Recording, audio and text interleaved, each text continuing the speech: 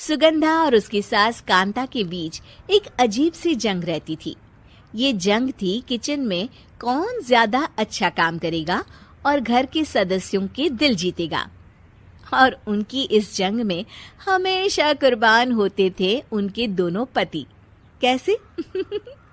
आइए देखते हैं इस किचन पॉलिटिक्स की कहानी में। एक दिन किचन में, माँ जी, आज मैं बना रही हूँ मेथी की सब्जी। इस खाने से घर वालों के पेट की सारी समस्या खत्म हो जाएगी। और मैं बना रही हूँ तड़के वाली छाछ, जिसे पीते ही गैस की समस्या कभी नहीं होगी। दोनों अपने अपने खाने को लेकर टेबल पर पहुंच जाती हैं। तभी सुगंधा के ससुर उसकी बनाई सब्जी की तारीफ कर देते हैं।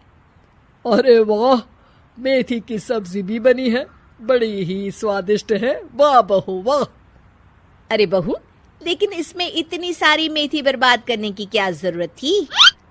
देखिए माँ जी, ये तो वो मेथी है जो आप रात में भिगोकर सुबह उसका पानी पीती हैं, और जो मेथी फेंक देती हैं उसी से मैंने ये सब्जी बनाई है। अरे वाह बहू, तुमने तो बड़ा ही समझदारी का काम किया। बस अब क्या था, कांता जी का तो मानो ये सुनकर खून ही सूख गया। वो फैसला कर लेती है कि किसी भी तरह वो अपने खाने की तारीफ लेकर ही रहेगी और सुगंधा को किचन में उसकी कमियां गिनाएगी।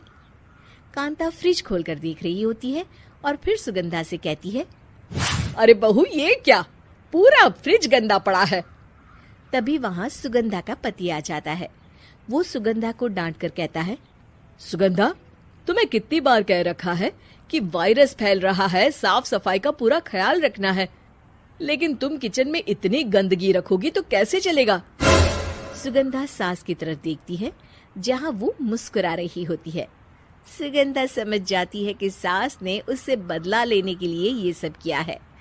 दोनों रात के खाने की तैयारी में लग जाती हैं। दोनों ना एक दूसरे की तरफ देखती हैं और ना ही एक दूसरे से बातें करती हैं। रात को खाने की टेबल पर एक एक कर दोनों कई तरह के अलग अलग व्यंजन टेबल पर लगा देती हैं और अपने अपने पति के पास जाकर खड़ी हो जाती हैं। अरे खाइए जी खाइए, मैंने बड़ी मेहनत से बनाया है। प्लेट में वो खाना डालती हैं। सुगंधा भी दोनों की प्लेट में खाना डालते हुए कहती है, बड़ी ही मेहनत लगी है इस खाने को बनाने में। हाँ, दोनों को ना चाहते हुए भी सारा खाना खाना पड़ता है। कहीं दही तो कहीं मलाई तो कहीं मसाला। और इन सब के बाद दोनों बड़ी ही मुश्किल से अपने कमरे में सोने जाते हैं। लेकिन अगली सुबह सुगंधा का पति चिल्ला रहा होता है, हाय रे, हाय मेरा तो पेट खराब हो गया, हाय माँ बहुत दर्द हो रहा है। तो वहीं कांता के कमरे से भी कुछ ऐसी ही आवाज आने लगती है।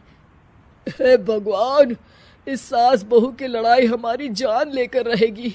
जाओ कोई डॉक्टर को बुला कर लाओ। डॉक्टर आते हैं। दोनों को देखकर कांता और सुगंधा से कहते हैं, देखिए, आप दोनों इन्हें खाने में हल्का ही दीजिएगा। हो सके तो रात का खाना जल्दी खाया करे और वॉक किया करे। इतना कहकर डॉक्टर वहां से चले जाते हैं। जिसके बाद एक बार फिर से दोनों बहुएं किचन में जाती हैं और खाना बनाने में लग जाती हैं। रात में खाने के टेबल पर दोनों एक बार फिर से खाना लगाने लगती है। पापा जी, मैंने ये पतली मूंग की दाल की खिचड़ी के साथ ये पापड़ और पुदीने की चटनी भी बनाई है। अरे बहू, अभी अभी बेचारे पेट की बीमारी से गुजरे हैं, इतना भारी खाना तो डॉक्टर ने भी मना किया है ना। देखिए, मैंने आप दोनों के लिए सूप बनाया है। और दोनों उन लोगों की प्लेट में खाना डालने लगती हैं।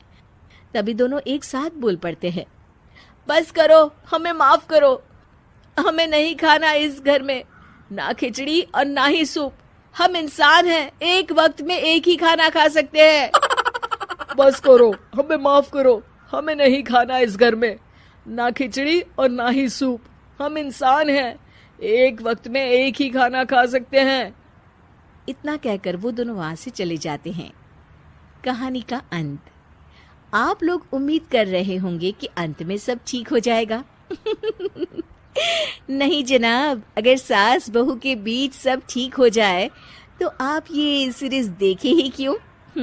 तो मजा लीजिए इस चैनल में सास बहू से जुड़ी कहानियों का, क्योंकि ये ऐसा रिश्ता है जिसकी मिठास उसकी खटास में हमेशा ज्यादा ही रहती है।